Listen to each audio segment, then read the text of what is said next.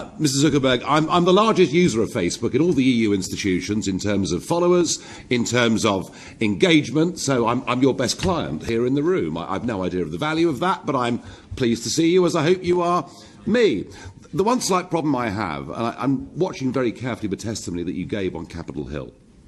Time and again, people asked you, is this genuinely a neutral political platform?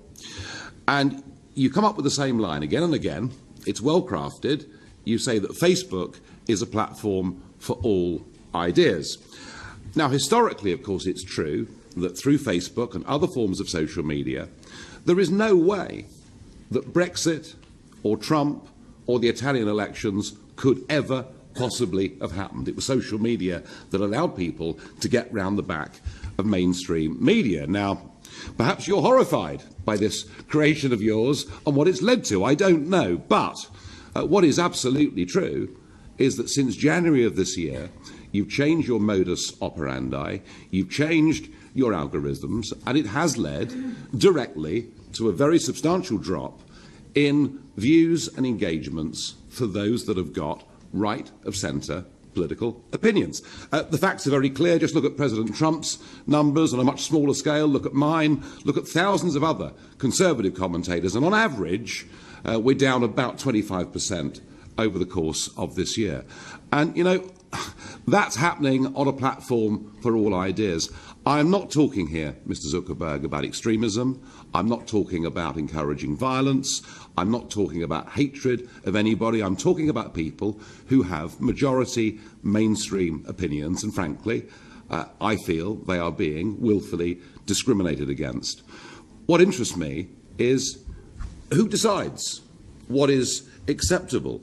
Who are these people you referred to earlier, these third-party fact-checkers? Who are these people? I mean, why is there no transparency in this process at all?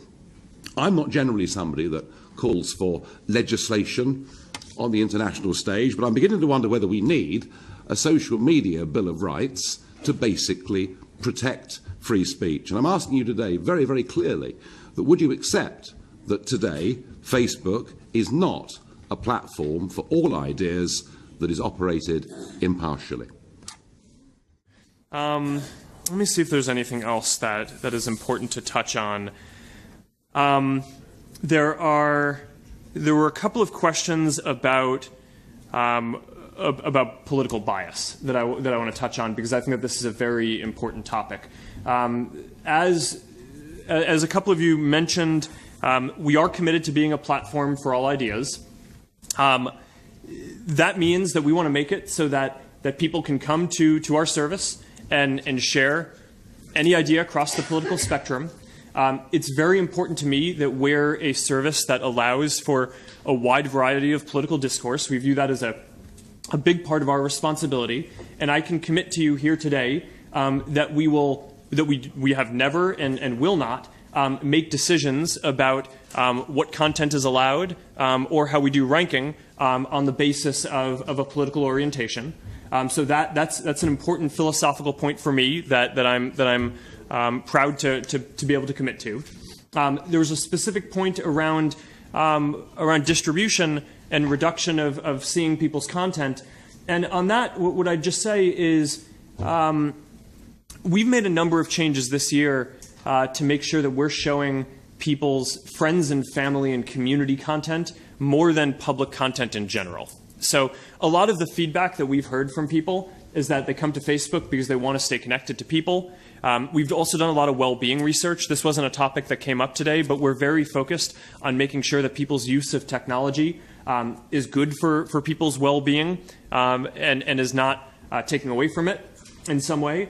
And all the research that we have shows that when you're using the internet to stay connected to people that you care about, that's good for your well-being. It's correlated with measures like increased measures of health and happiness and feeling more connected and less alone over time. But when you're just using Facebook or the internet overall to read news or passively consume videos, that isn't correlated with those same benefits to well-being. So because of that and because of feedback that we've received, we've made a number of shifts to the services to promote connecting with people's friends and family and communities more than public content. So that has led to reductions in distribution for public content, video, news, across the board, and is not targeting any specific political ideology. With me in the studio is a woman who's been very successful in the city. Louise Cooper is a financial analyst and commentator and a mother. And is champing at the bit to discuss Nigel's comments. But first of all, Nigel, you said that... Well, just get the ground rules here clear. If you're a television presenter, right, you can have a baby, and you can have a baby and come back, no problem. If you're a dentist, you can go. If you're a financial markets analyst, you can take time off and come back. If you're working on a brokerage desk, right, which I did for many, many years, I would not even take a fortnight's holiday because that was too long to be away from those accounts. So I was being very, very specific. Except you said there was no sexual discrimination, you believed, against women in city firms. Well, city firms... What do you base that on? City firms are far more hard-nosed and look at the bottom line. And I do not believe the reason women are paid less in the city is because we have gross discrimination. Louise?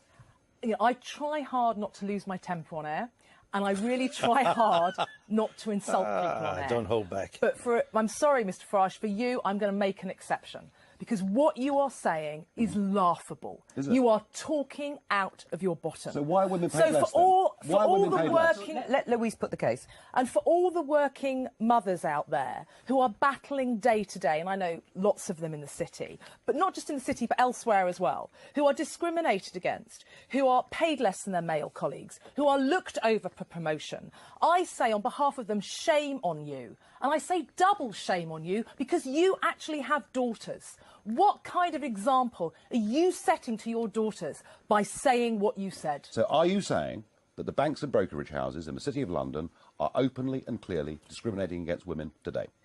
Openly and clearly is difficult, but they are discriminatory. The point you make about maternity leave, OK? You say the word maternity leave, women go away for 2 or 3 years. I had a child, I had 4 months maternity leave. You know, the maximum you can take is 12. So why this, women go away for 3 years? So that's the first comment, maternity leave. Yep. Gardening leave. OK, so let me just explain what gardening leave. In the city, if you leave your firm, you can't start to work anywhere else for at least 3 months, very minimum. Most firms have 6, 12, 18 months of gardening leave, OK? So that costs the firm, because you leave on day one with your black bean bag, that costs the firm that you were hired with, and the new firm are willing to wait 6, 12, 18 months for you to turn up. So, if it was so important for you to be there every second of the day and not have 3 months maternity leave, why does the whole city run on the let's poach other staff? Because clearly, and even more in the brokerage industry, there is a lot of gardening leave, and people and brokerage firms are willing to pay many millions to guarantee someone who will arrive in 6, 12, 18 months' time, which is far longer than maternity leave. So don't give me maternity leave. I say gardening leave back to you. And no one talks about that for discrimination against men. Well, the reason gardening leave was put in place is because people know that actually any time away from accounts brings in and increases the level of risk. So that's the very reason gardening leave was introduced. Look, when I ran a brokerage company, I had a guy came to me one morning and said, Nigel, I'm resigning. I'm going to do the childcare at home because my wife's got a better job than me. And there are now 1 million men who are at home bringing up children. I'm making a general point that in a fiercely competitive world like the brokerage end of it, that women are disadvantaged if they have children. Now, that is a simple statement of fact. And so there is discrimination against women who have children. That's what you're saying. In the city, they are discriminated I'm making the point that lifestyle choice of having a family makes it harder to... It doesn't make it impossible, and there are some people that manage it, but that, I think, explains why women are paid less. Okay. I do not accept that the City of London now discriminates heavily against women. I don't accept that. No, I don't accept that at all. Right, you're saying women who have families are discriminated against. Women who decide to have children are discriminated against in the city. They're not discriminated against. In a bottom-line business, they make it harder for themselves. It's simply a statement of fact. Well, except Louise isn't the only person who's been screaming. I know. Ruby McGregor-Smith, Chief Executive of Mai Tai, Anne Richards, Chief Investment Officer of Aberdeen Asset Management, Lindsay Ricks, MD of Santander Wealth Management. They all have children. They're at the top of their game. It can be done. There aren't many. They're discriminated against. So Janet Yellen became boss of the Federal Reserve, possibly the most powerful job. She's got kids. I did, when she became head of the Federal Reserve, I wrote a piece about it and said, these are, in my view, the 10 most influential financial women in the world. I read that.